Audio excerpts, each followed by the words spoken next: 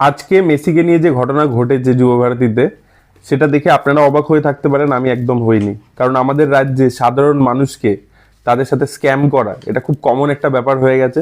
সাধারণ মানুষের কি হলো, তাদের খারাপ হলো, ক্ষতি হলো, তাতে কারুর কিচ্ছু এসে যায় না। এবং আই এম ভেরি শিওর যে এই যে ঘটনাটা হলো তার পিছনে যারা দায়ী তাদের কিচ্ছু হবে না। আপনারা যারা নিউজ দেখছেন সেখানে দেখুন কত দূর দূরান্ত থেকে লোকজন এসছে, মুম্বাই থেকে এসছে, ব্যাঙ্গালোর থেকে এসছে জাস্ট মেসির একটা ঝলক দেখবে বলে। কত ছেলে মেয়ে গ্রাম থেকে এসছে, দূর থেকে, কম বয়সী ছেলে মেয়ে বলছে আমরা টাকা জমিয়েছি এতদিন ধরে, 12,000 টাকার টিকিট কেটেছি টাকা জমিয়ে, কালী পুজোতে কিছু কেনাকাটা করিনি, দুর্গা পুজোতে কিছু কেনাকাটা করিনি। জাস্ট ভাবুন, তাদের চোখ দিয়ে জল বেরোচ্ছে, তাদের ইমোশনে হার্ট হয়েছে। তাদের মুখগুলো একবার জাস্ট তাকিয়ে তাকিয়ে দেখুন। আমি তো একটা দেখলাম, আমি ওটা দেখে পুরো শকড হয়ে গেছি। একজন লোক, ভদ্রলোক, এরকম আর্জেন্টিনার জার্সি পরে এসছে, তার সাথে হুইল চেয়ারে তার ছেলে হবে হয়তো, তাকে নিয়ে এসছে এবং সেও আর্জেন্টিনার জার্সি পরে রয়েছে এবং সে ইকুয়ালি আর কি এক্সাইটেড ছিল মেসিকে দেখার জন্য। এবং তারা খালি হতাশা নিয়ে বেরিয়ে যাচ্ছে, জাস্ট হতাশা নিয়ে। তো এই তো চারিদিকের অবস্থা, জানি না কি হবে এর পরবর্তীতে। আজকে যেটা হলো এটা বিশাল বড় লজ্জাজনক ব্যাপার। ইন্ডিয়ার এমনিতেই ফুটবলের কোনো সেদিকে মন দেওয়া হয় না, তার ইনফ্রাস্ট্রাকচারের প্রচণ্ড খারাপ অবস্থা, তলানিতে গিয়ে ঠেকেছে সেটা। দুটো স্টেট আছে যেখানে তবু হয়, তার মধ্যে কলকাতা 1 নম্বরে মাক্কা অফ ইন্ডিয়ান ফুটবল বলা হতো। সেখানে আজকে এরকম একটা ঘটনা, সেটা লজ্জাজনক। এবং আমার বক্তব্য হচ্ছে ভাই, প্রচুর সেলিব্রিটি, প্রচুর লোকজনকে দেখলাম তারা পুরো ঘিরে নিয়েছে, তারা ছবি তুলে যাচ্ছে, তারা তো ওখানে গেছে বিনা পয়সায়। এবার আমার বক্তব্য হচ্ছে যে ওখানে আরও 2জন ফুটবলার প্রেজেন্ট ছিল, তাদেরকে তারা মানে পাত্তাও দিচ্ছে না। মানে জাস্ট মেসির নামটা শুনে, মেসি যেহেতু একজন গোট, তাই জন্য তার পাশে দাঁড়িয়ে যাও, তার পাশে ছবি তুলে নাও। আরে ভাই, তোমরা যখন ফুটবল বোঝো না, ফুটবলে ইন্টারেস্ট নেই, কেন যারা এত ইমোশন নিয়ে এত কষ্ট করে টাকা জমিয়ে এসছে তারা দেখতেই পেলো না? তুমি ঘিরে ছবি তুলে গেলে কি হবে তোমার ওই ছবিটা নিয়ে? তো আমাদের এখানে যারা সেলিব্রিটি রয়েছে, যারা রয়েছে, তাদের মানে কোনো সেন্স নেই, যে ছবির পর ছবি তুলেই যাচ্ছে ফ্যামিলির সাথে, এই সাথে ওই সাথে।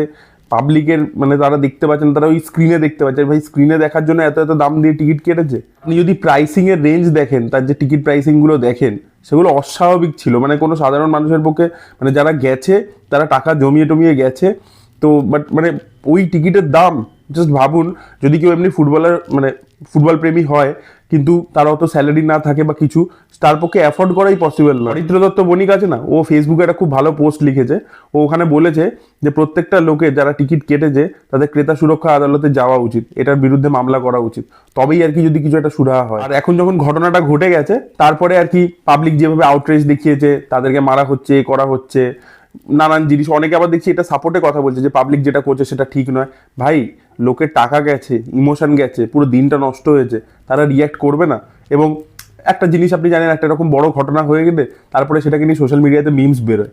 ওই মিমস বেরোবে, 2 দিন কথা হবে, 2 দিন ফেসবুকে কথা হবে, 2 দিন নিউজ মিডিয়া দেখাবে, মেন স্ট্রিম মিডিয়া, তারপরে লোকে আবার যে সে ভুলে যাবে। কিন্তু লোকের এই যে টাকাটা নষ্ট হলো, লোকের এই যে সময়টা নষ্ট হলো, এটা কেউ ভাববে না। আমি এই জন্য এরকম কোনো ইভেন্ট, কলকাতার কোনো ইভেন্ট, আমি সেটার মধ্যে মানে তাকাই না, যাই না, মানে ইচ্ছে থাকলেও যাই না। সেটা যে কোনো রিলেটেড হোক, সিনেমা রিলেটেড হোক, ফুটবল রিলেটেড হোক, যেটাতেই ইন্টারেস্ট থাকলেও আমি যাব না। কারণ আমি জানি এখানে ম্যানেজমেন্ট ঠিকঠাক হবে না।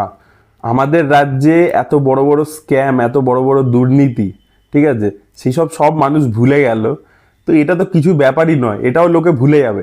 লোকের মেমোরি এতটাই মানে শর্ট টার্ম যে সেটা সে ভুলেই যাবে এবং আলটিমেটলি 2 দিন পরে আবার এরকম একটা ঘটনা ঘটবে এবং আমরা তারপরে ফেসবুকে আবার ভিডিও ছাড়বো, হাসবো, মিমস বানাবো, এইসবই আমরা করতে পারবো। আমরা কিন্তু কিছু অ্যাকচুয়াল চেঞ্জ আনতে পারবো। যাই হোক, আপনারা যদি কেউ গেছিলেন যুবভারতী, আপনাদের কি এক্সপিরিয়েন্স হয়েছে ফার্স্ট হ্যান্ড, আপনারা অবশ্যই কমেন্টে লিখে জানান।